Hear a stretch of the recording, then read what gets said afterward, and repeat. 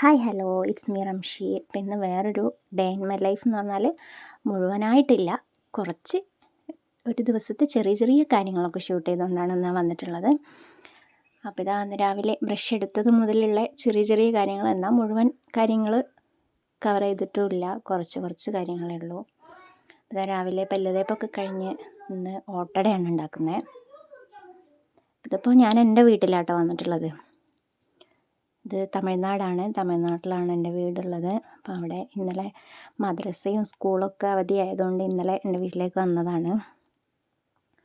അപ്പോൾ ഇതാ ഓട്ടട ഇങ്ങനെ ഒഴിച്ച് ഇങ്ങനെ ഈ ബബിള് വരുന്നവരെ, ഫുള്ളായിട്ട് ഈ ബബിള് വരുന്നവരെ ഇങ്ങനെ വെയിറ്റ് ചെയ്തിട്ട് ആ ബബിള് വന്ന് കഴിഞ്ഞിട്ട് ഒന്ന് മൂടി വെക്കുകയാണെങ്കിൽ കറക്റ്റായിട്ട് നല്ല ഓട്ടട തന്നെ നമുക്ക് കിട്ടും കേട്ടോ. പെർഫെക്റ്റായിട്ട് ഓട്ടട കിട്ടും. അപ്പോൾ അങ്ങനെ ചെയ്യാത്തവരുണ്ടെങ്കിൽ അങ്ങനെ ഒന്ന് ചെയ്ത് നോക്കുക. പിന്നെ മാവിൻ്റെ ടൈറ്റ് എന്ന് പറയുന്ന ഓവർ തിക്കും ആവാൻ പാടില്ല, ഓവർ ലൂസും ആവാൻ പാടില്ല. അങ്ങനൊരു കൺസിസ്റ്റൻസിയാണ് വേണ്ടത് മാവിൻ്റെ. അപ്പോൾ ഇതപ്പോൾ നല്ല ഓട്ടട തന്നെ കിട്ടിയിട്ടുണ്ട് കേട്ടോ. അത്യാവശ്യം വലിയ സൈസാണ്. മാവ് കുറച്ച് അധികം ഒഴിച്ചതുകൊണ്ട് തന്നെ വലിയ ഓട്ടടയാണ്. അപ്പോൾ ഇതാ ഫുഡ് ഉണ്ടാക്കുന്നതൊന്നും വീഡിയോ ഞാൻ പിടിച്ചിട്ടില്ല, കാരണം ഫുഡ് ഉണ്ടാക്കിയത് ഞാനല്ല, നാത്തൂനാണ്.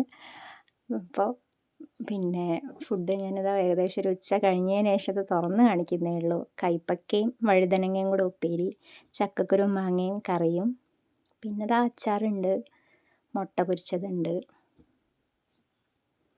അങ്ങനെ ഭക്ഷണം കഴിപ്പൊക്കെ കഴിഞ്ഞ് ഇതാ പാത്രമൊക്കെ കഴുകി, സിങ്കൊക്കെ കഴുകി, ചെറിയ ചെറിയ പരിപാടികളൊക്കെ കഴിഞ്ഞു. പിന്നെ അടിച്ചു വാരുന്നതും ഞാൻ കാണിച്ചിട്ടൊന്നുമില്ല കേട്ടോ, കാരണം അടിച്ചു വാരിയതും ഞാൻ ആകെ അടിച്ചു വാരിയിട്ടുണ്ട്. പിന്നെ മിറ്റടിച്ചത് ഉമ്മയാണ്, അപ്പോൾ അതൊന്നും ഞാൻ ഷൂട്ട് ചെയ്തിട്ടില്ല.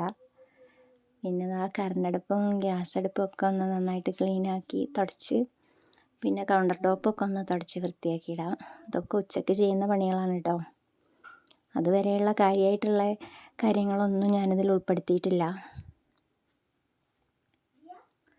പിന്നെ അത് ഡൈനിങ് ടേബിൾ ഒന്ന് തുടച്ചിടാം.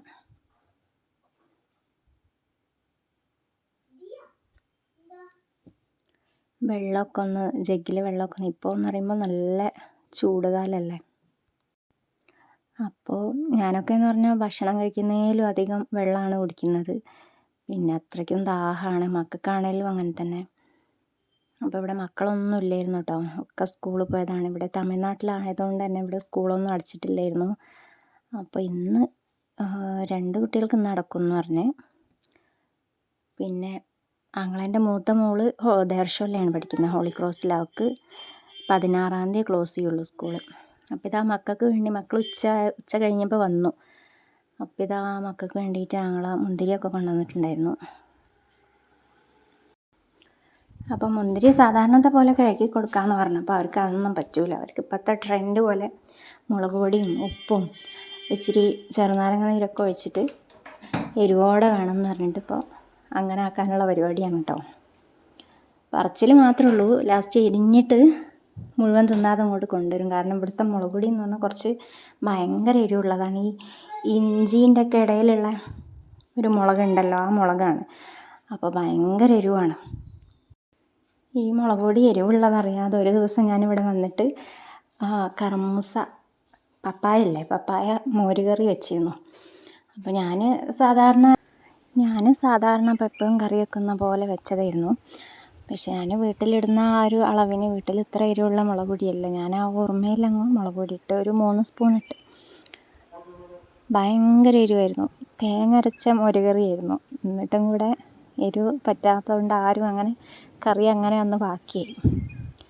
ഭയങ്കര എരിവായിട്ട്, അത് ഈ ഇഞ്ചിക്കിടയിൽ വളരുന്ന മുളകിന് കുറച്ച് എരിവ് കൂടുതലാണെന്ന് പറയുന്നത് കേട്ടിട്ടുണ്ട്. നമ്മൾ മാവേലിയിൽ നിന്ന് വാങ്ങിയ മുളകായിരുന്നു, പക്ഷെ ഒരു തവണ കിട്ടിയത് ഈ മുളകായിരുന്നു.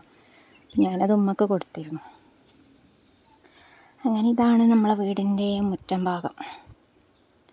മുറ്റം ശരിക്കും പരിക്കാനൊന്നും ഇട്ടിട്ടില്ല, ഒരു കുണ്ടും കുഴിയൊക്കെ ആയിട്ടാണുള്ളത്. പിന്നെ നേരത്തെ കണ്ടതാണ് കേട്ടോ, എൻ്റെ സ്കൂട്ടി പഠിക്കാൻ വേണ്ടിയിട്ട് വാങ്ങിയതായിരുന്നു. അത്ര നല്ല വണ്ടിയൊന്നുമല്ല. പിന്നെ പഠിച്ചിട്ട് വേണമെങ്കിൽ പുതിയത് വാങ്ങാമെന്ന്, ലെവലായിട്ട് റെഡിയായിട്ട് വാങ്ങാമെന്ന് വെച്ചിട്ടിപ്പോൾ സ്കൂട്ടിയൊക്കെ റെഡിയായി, ലെവലായി. ഞാനിപ്പോൾ അതിൽ തന്നെ വീട്ടിലേക്ക് വരലൊക്കെ, പക്ഷേ തിരിച്ചു കൊടുത്തിട്ടില്ല. നമുക്ക് ആ വണ്ടീനെ പോലെ ഒരു കംഫർട്ട് വേറെ തോന്നണില്ല. ഇത് നമ്മളെ വീടിൻ്റെ മുറ്റത്ത് തന്നെ ഉണ്ടായ ചക്കയാണ് കേട്ടത്. ഇതെന്താ ഇതിൻ്റെ പേര് പറയൽ താമരച്ചക്ക എന്നാണ്. നല്ല ടേസ്റ്റാണ്, നല്ല മധുരമുള്ള ചക്കയാണ്. ഇത് മക്കൾക്ക് കളിക്കാൻ വേണ്ടിയിട്ട്, മക്കൾക്ക് പാർക്കിലുള്ള ഒരു സെറ്റപ്പ് വീട്ടിൽ ആക്കിയതാണ് കേട്ടോ. ഏട്ടൻ അങ്ങനെ ആക്കി കൊടുത്താൽ മക്കളിങ്ങനെ ഇതിൽ ഉതിരി കളിക്കലുണ്ട്. കളിക്കുന്നതിൻ്റെ വീഡിയോ പിന്നെ ഇടുന്നുണ്ട്. ഇത് സ്ട്രോബെറിയാണ്. അപ്പോൾ കായ്ച്ചിട്ടില്ല, ചെടി മാത്രമേ ഉള്ളൂ. പിന്നെ അതവിടെ കുറേ ചീര ഉണ്ട്, മുള്ളൻ ചീര, പച്ചച്ചീര. ഇത് കുരുമുളകിൻ്റെ തൈയാണ്. മുള്ളൻ ചീരയൊക്കെ അങ്ങനെ എന്തോ പുഴു കുത്തിയിട്ട് ഓട്ടോട്ടായിട്ടുണ്ട്. ഇതാ ഫുള്ള് ചുവന്ന ചീരൻ്റെ ചെറിയ തൈ പാകിയതാണ്. പിന്നെ ഇവിടെ തോട്ടത്തിൽ തന്നെ വലിയൊരു പപ്പായ മരമുണ്ട്. ഞങ്ങളവിടെ ഒന്നും പപ്പായ ഇല്ലാത്തതുകൊണ്ട് ഞാൻ ഇവിടെ വരുമ്പം കൊണ്ടുപോകലുണ്ട്. പിന്നെ ഫാഷൻ ഫ്രൂട്ടിൻ്റെ ഒരു വള്ളി ഇങ്ങനെ ഒരു കയറിലൂടെ അങ്ങനെ കെട്ടിക്കൊടുത്തതാണ്. പിന്നെ നല്ല കാന്താരിയൊക്കെ ഉണ്ടാകലുണ്ട് ഇവിടെ. നമ്മളവിടെ ഒന്നുമില്ല. നമ്മളവിടെ ഭയങ്കര കുരങ്ങാണ്. അപ്പോൾ കുരങ്ങായിട്ടൊന്നും ഉണ്ടാക്കിയിട്ടും കാര്യമില്ല, നമുക്കൊന്നും കിട്ടൂല. പിന്നെ ഇവിടെ നല്ല ചിരങ്ങ ഉണ്ടായിരുന്നു. ചിരങ്ങൻ്റെ സീസൺ അല്ലാത്തതുകൊണ്ടാണ് ഇത് മൂത്ത് വിത്തിനായി നിൽക്കുന്നതാണ്. പിന്നെ ഇവിടെ കൂടുതലും കാണുന്നൊരു കൊല എന്ന് പറയുന്നത് ഈ പഴത്തിൻ്റെയാണ്. എന്താണ് ഇവിടെ ചുള്ളിപ്പഴം എന്ന് പറയും.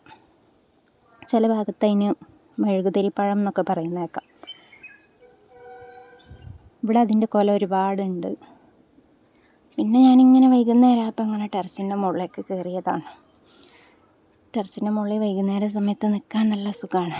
കാറ്റും വെയിലൊക്കെ പോയൊരു ടൈം ആയതുകൊണ്ട്.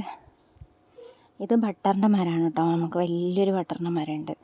ബട്ടറിൻ്റെ ടൈം ആകുമ്പോൾ നല്ല കായ് ഉണ്ടാവും. കായ് ആകുമ്പോഴത്തേക്കും, കായ് ഇങ്ങനെ പൂവിടുമ്പോഴത്തേക്കും തന്നെ ഇതിലിങ്ങനെ ആളുകൾ വന്നിട്ട് പിന്നെ മരം ഫുള്ളായിട്ട് കച്ചവടമാക്കി പോവുകയാണ് ചെയ്യുക.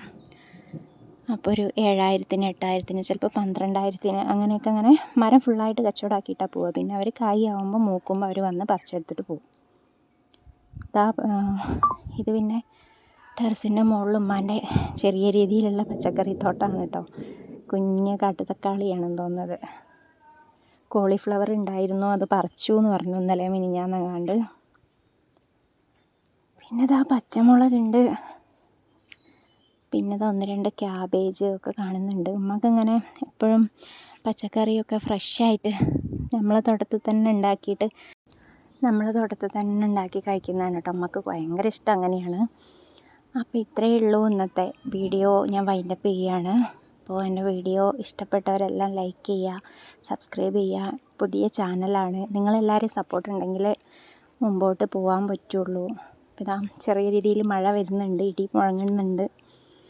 അപ്പോട്ടെ, ബൈ ബൈ.